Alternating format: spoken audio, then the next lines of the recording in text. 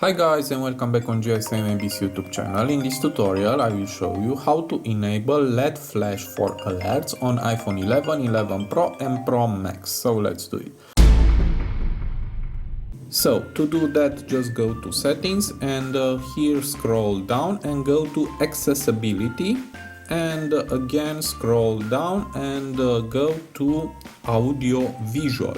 Here it is. And in the bottom we have LED flash for alerts. Just enable this.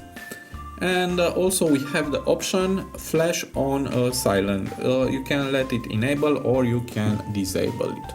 Now let's test this function. I will call on this phone.